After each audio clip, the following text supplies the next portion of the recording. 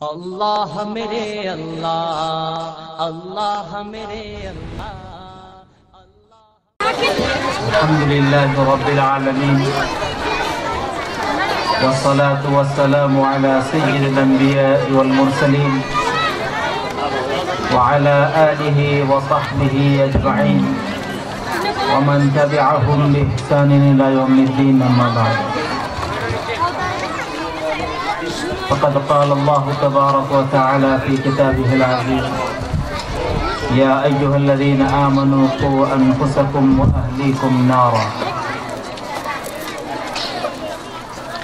وقال النبي صلى الله عليه وسلم أكرموا أولادكم وأحسنوا آدابهم او كما قال على نبينا عليه الصلاة والسلام۔ محترم صدر ذی وقار اسٹیج پر تشریف فرما، معزز و مکرم علماء اعظام، عزیز نوجوانوں، بزرگوں، معزز خواتین اسلام اور پیارے طلباء و طالبات،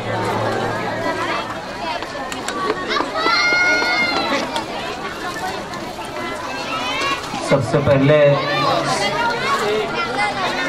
تو میں ان طلباء کو اور ان کے معلمین کو دل کی گہرائیوں سے مبارکباد پیش کرتا ہوں کہ بڑی محنتوں سے اور بڑی ہی مشقتوں سے آپ نے یہ انتہائی خوبصورت پروگرام مرتب فرمایا ہے اور بڑی کامیابی کے ساتھ اس کو پیش بھی کیا ہے۔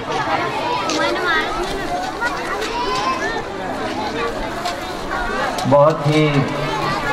دلی مسرت بھی ہوئی اور میرا اپنا تأثر تو یہ ہے کہ ہم کو ان معصوم اپنے نونہالوں سے، اپنے بچوں اور بچیوں سے اس پروگرام کے انداز میں بہت کچھ سیکھنے کو ملا ہے۔ یہ ایک حقیقت ہے۔ پروگرام کی ترتیب ماشاءاللہ بہت بہترین تھی۔ اب ہم نے غور کیا تو اندازہ یہ ہوا کہ پیدائش سے لے کر موت تک عام طور پر ایک انسان کو جتنی چیزوں سے واسطہ پڑتا ہے، کوشش یہ کی گئی کہ ان تمام چیزوں کا احاطہ کر کے اس کے متعلق نبوی ارشادات، اللہ رب العالمین کے نازل کردہ احکامات اور اسلامی تعلیمات کا ایک خاکہ اس پروگرام کے ذریعے سے ہم سب کے سامنے پیش کیا جائے۔ اس مکتب کی نگرانی کرنے والے اور جو اس میں مشورے دینے والے ہیں اور جو اس کے منتظمین ہیں، ان تمام کے لیے ہم دل کی گہرائیوں سے مبارکباد پیش کرتے ہیں اور اللہ رب العالمین سے یہ دعا بھی کرتے ہیں کہ اللہ ان کی کوششوں کو ثمرآور فرمائے۔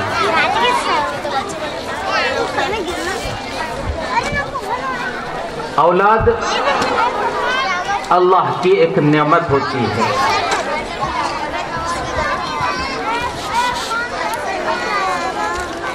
اور جس کو اللہ رب العالمین یہ نعمت عطا فرما دیتے ہیں وہ یقیناً خوش نصیب ماں اور باپ ہوتے ہیں۔ لیکن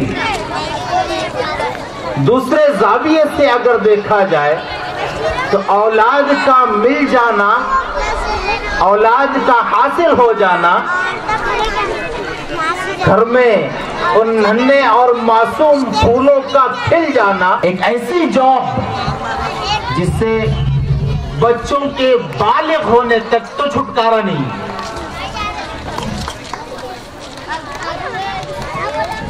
بچوں کی تعلیم کی، ان کی تربیت کی، ان کے اخلاق کی، ان کے کردار کی، اور ان کی عادت و اطوار کی، ان کے رہن سہن کی، اور ان کے رب سے ان کا تعارف کرانے کی، اللہ کے نبی کی محبت ان کے دلوں میں پیدا کرنے کی جو تمام تر ذمہ داریاں ہوتی ہے، یہ فل ٹائم جاب ہے ماں کی بھی اور باپ کی بھی۔ وہ اس کو نبھانا ہے، اور جو ماں اور باپ یہ اپنی ڈیوٹی بحسن خوبی انجام دیتی ہے تو وہ ماں مثالی ماں کہلاتی ہے، اور وہ باپ صحیح معنوں میں باپ کہلانے کے لائق ہوتا ہے۔ ورنہ اگر ماں اور باپ اپنی اولاد کی تربیت سے غافل ہو جائے تو پھر یاد رکھیے کہ رزق کی تنگی کے خوف سے بچوں کو ماں کے پیٹ میں ہی قتل کر دینا ہی قتل نہیں ہوتا ہے، بلکہ بچوں کی تعلیم اور تربیت کی طرف سے بے توجہی برتنا اور ان کو تعلیم و تربیت کے ذریعے صحیح راہ پر گامزن نہ کر کے ان کو جہنم کا ایندھن بننے کے لیے چھوڑ دینا، یہ بھی بچوں کے قتل کے مترادف ہوتا ہے۔ تو جن بچوں کو ایسے ماں اور باپ مل جاتے ہیں جو اپنی ذمہ داریوں کو بہت بخوبی ادا کرتے ہیں تو وہ بچے انتہائی خوش نصیب بچے ہوتے ہیں۔ اور آج کے دور میں ایسے ماں باپ کا مل جانا کسی نعمت عظمیٰ سے کم نہیں،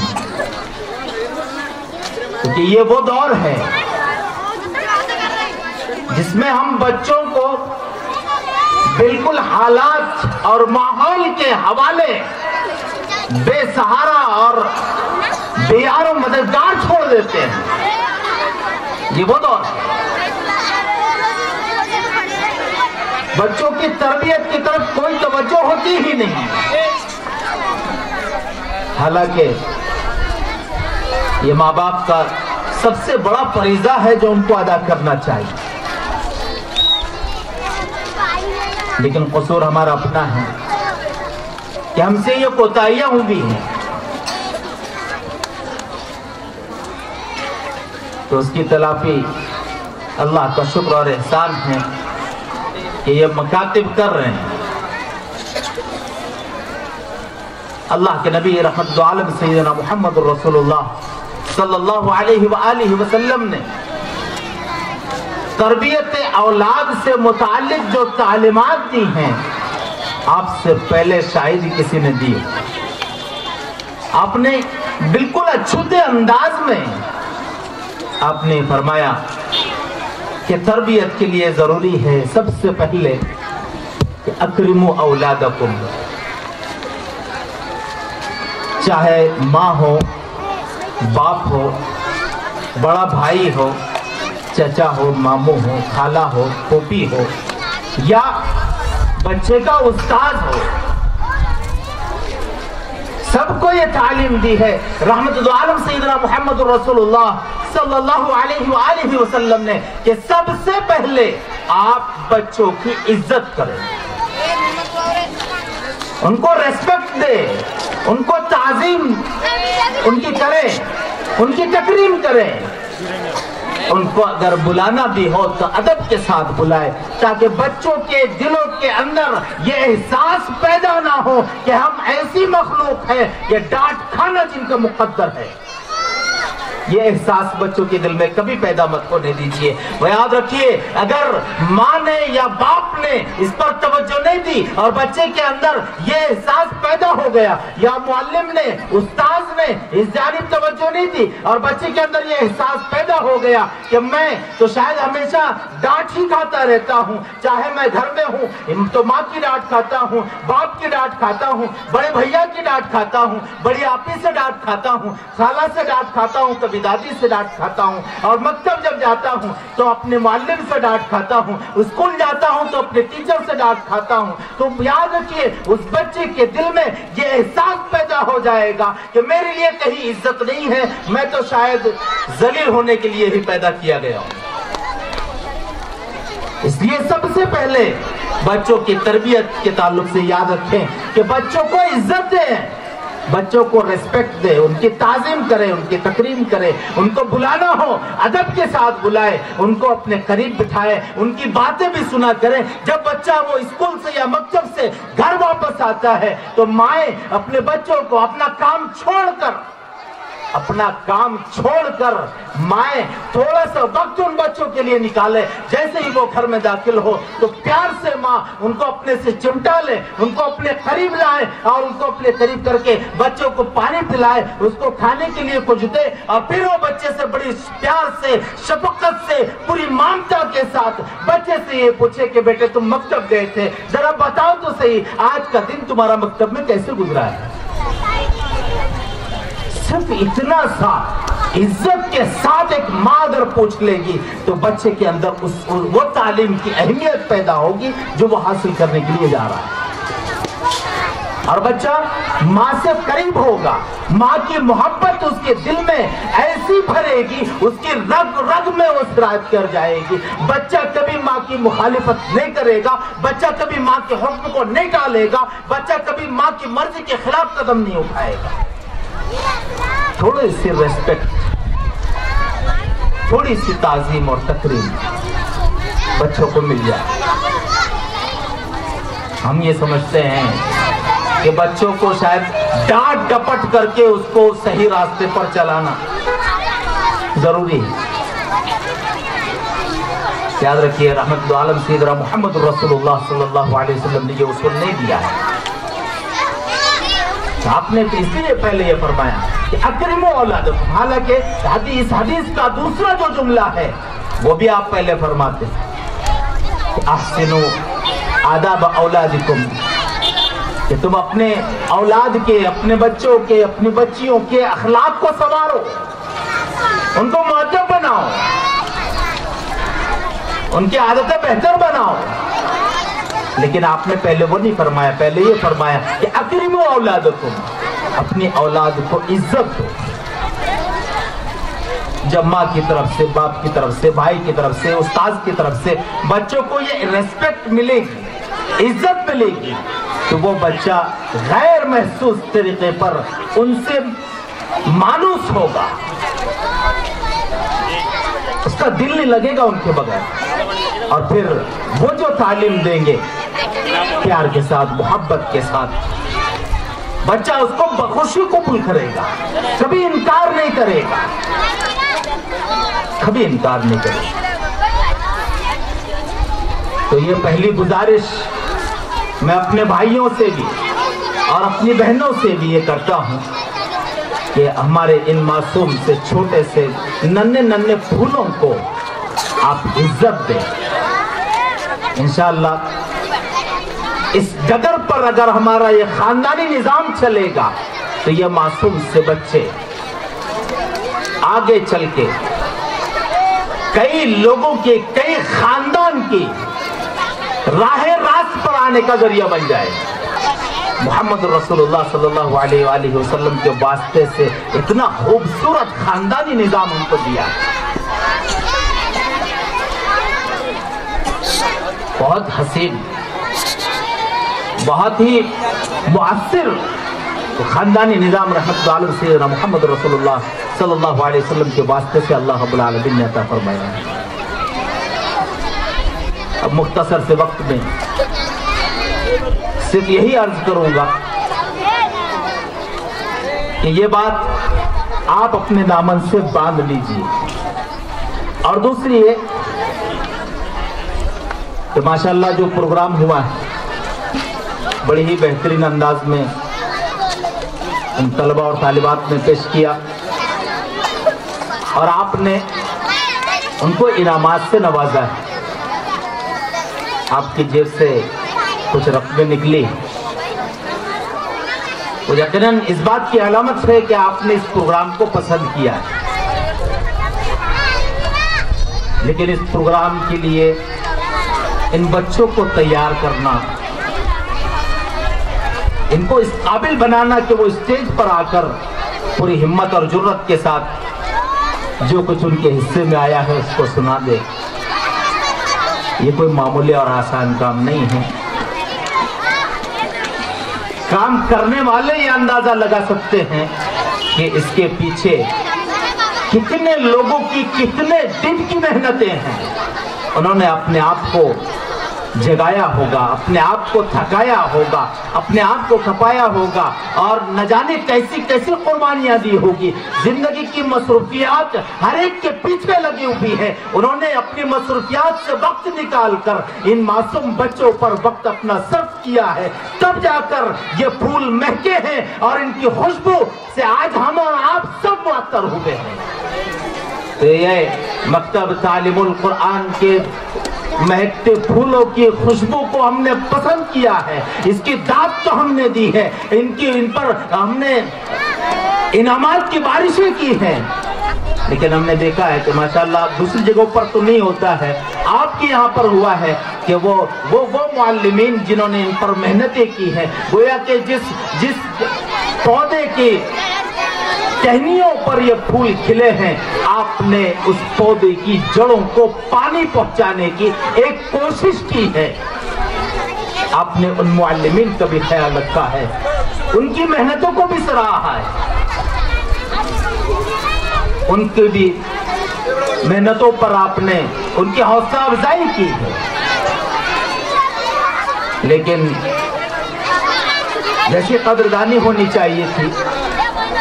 وہ نہیں ہو پائی۔ اور میں اپنی ماں بہنوں کو بھی مبارکباد دیتا ہوں کہ ہم نے بہت غور سے ہم یہ پروگرام سن رہے تھے، اس سلسلے کی پہل بھی ہماری ماں اور بہنوں کی طرف سے ہوئی ہے، قابل مبارکباد ہیں ہماری مائیں بہنیں جنہوں نے اس کی ابتدا کی تھی کہ معلمین کو انعامی رقم سب سے پہلے ایک خاتون کی طرف سے آئی۔ اللہ ان کو جزائے جزیل عطا فرمائے، اللہ اس دنیا میں بھی اور آخرت میں بھی اس کا بہترین بدلہ اس کو عطا فرمائے۔ یاد رکھیے یہ معلمین یہ جب تک محنت کرتے رہیں گے تو انشاءاللہ یہ ہمارا فیوچر، ہمارا مستقبل، ہمارا یہ آنے والا کل یہ تیار ہوتا رہے گا، یہ سجدہ اور سبرتا رہے گا۔ اسلامی اخلاق، اسلامی عادات، اسلامی عقائد، اسلامی معاملات ان کے اندر آتے رہیں گے، یہ سیکھتے رہیں گے، دوسروں کو سکھاتے رہیں گے۔ اور اگر یہ نگہبانی کرنے والے یہ معلمین نہ ہوں گے تو بتائیے ہمارے بچوں کو کون سنوارے گا، ہمارے بچوں کو کون سکھائے گا؟ یہ معلمین ہی ہیں، یہ مکاتب میں خدمت کرنے والے، یہ مدارس میں دنوں رات چٹائیوں پر بیٹھ کر اپنی بہترین صلاحیتیں وہاں پر لگانے والوں ہی کا نتیجہ ہے، ان کی محنتیں، ان کی کوششوں اور کاوشوں کا نتیجہ ہے کہ اس ملک میں آج یہ داڑھی ٹوپی کا ماحول نظر آ رہا ہے، ورنہ دنیا میں ایسے ممالک بھی ہیں جہاں پر سینکڑوں سال مسلمانوں کی حکمرانی رہی ہے۔ اس کی واضح سے مثال اسپین ہے، 500 سالہ حکمرانی تھی، لیکن کیا ہوا؟ آخر وہ حکومت ختم ہوئی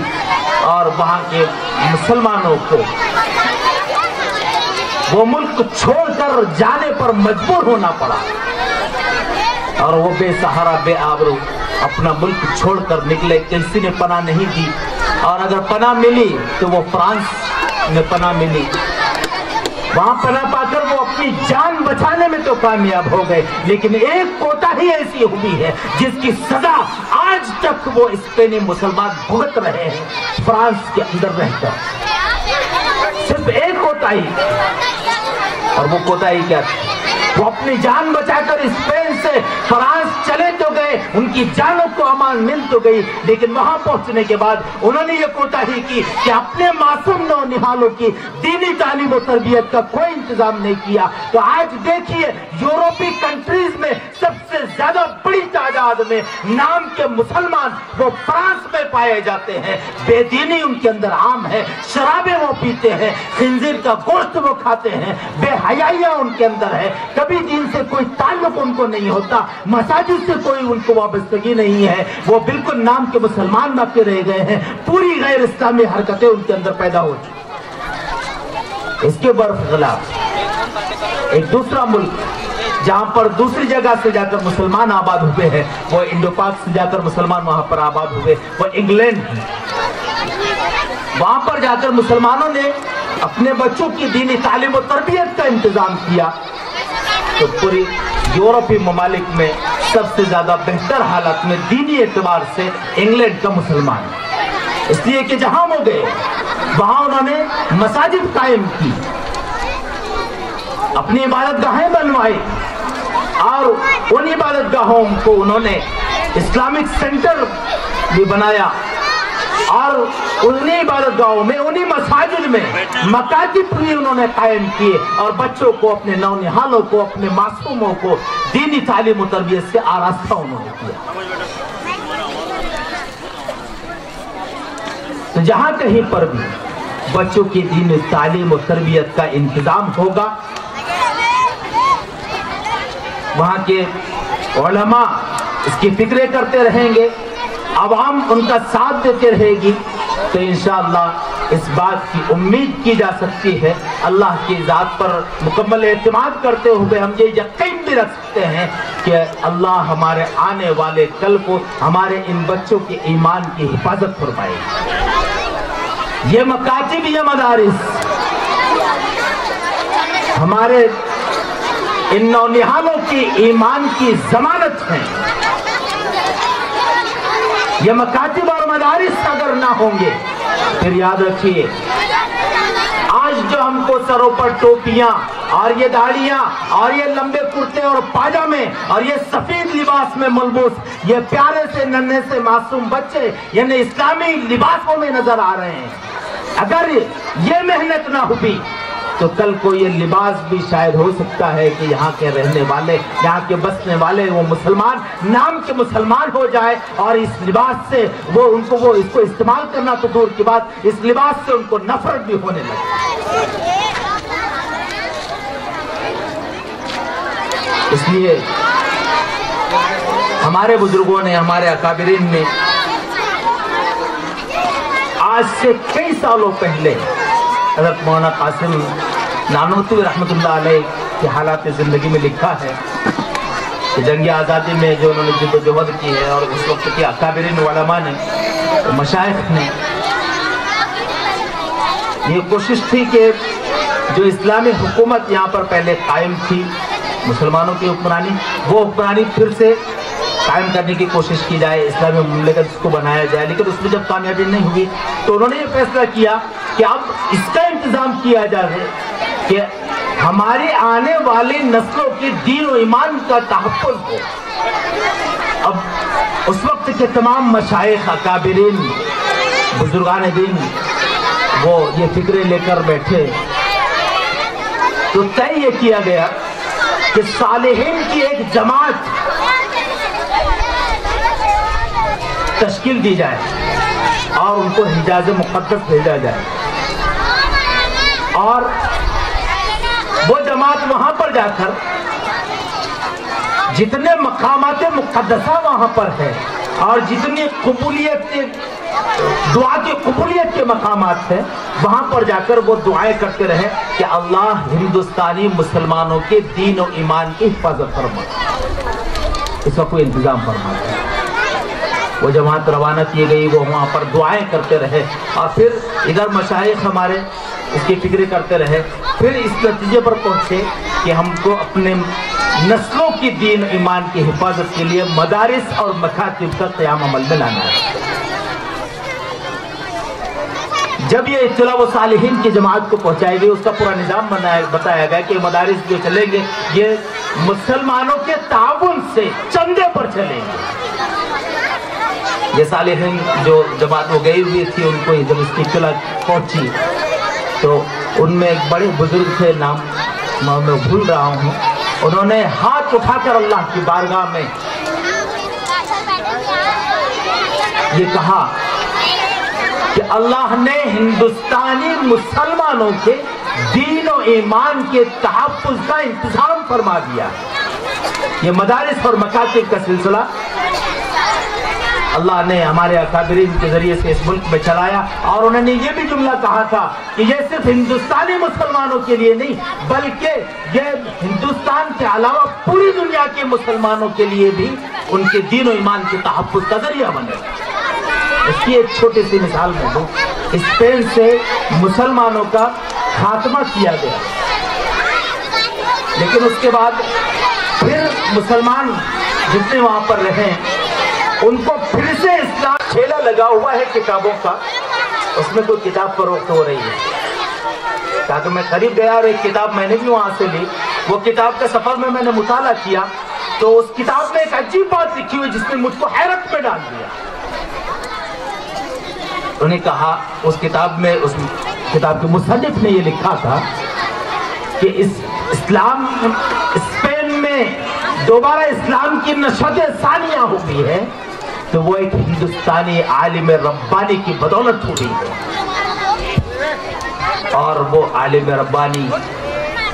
کوئی اور نہیں ہے، وہ ہے مفکر اسلام حضرت مولانا سید ابو الحسن علی ندوی رحمت اللہ علیہ۔ کہ حضرت نے جب اسپین کا سفر فرمایا تو وہاں کے مسلمانوں کو یاد دلایا کہ وہ تمہارے آبا و اجداد تھے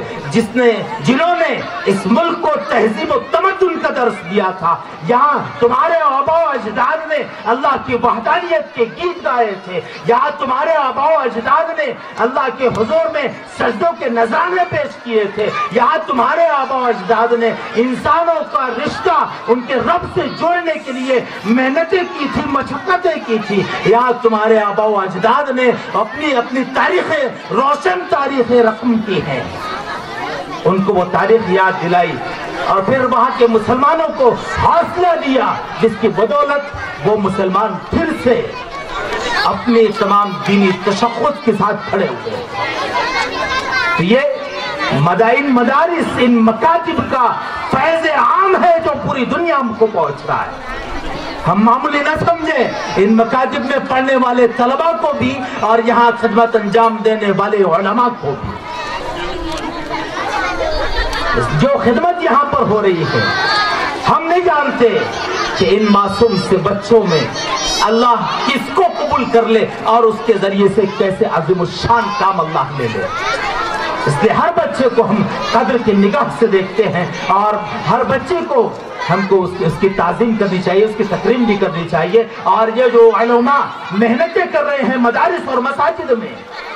ان کی قدردانی ہم کو کرنی چاہیے، اور جو ضروریات ہوتی ہیں اس مکتب کی ظاہر سی بات ہے کہ یہ صرف محنت ہی سے نہیں چلا کرتے ہیں، یہ مدارس اور یہ مکاتب اس میں کسی کی صلاحیتیں لگتی ہے، کسی کی بہترین انتظامی صلاحیتیں لگتی ہے، کسی کی تدریسی صلاحیتیں لگتی ہے، کسی کی علمی صلاحیتیں لگتی ہے، اور کسی کے نہ جانے کیسی صلاحیتیں اس میں درکار ہوتی ہے۔ کوئی اپنا وقت دیتا ہے، کوئی اپنی طاقت دیتا ہے، کوئی اپنی توانائی صرف کرتا ہے، تو پھر امت کا یہ فرض بنتا ہے کہ وہ اپنے مال کے ذریعے سے قربانی دے کر ان مدارس اور مکاتب کی آبیاری کرے۔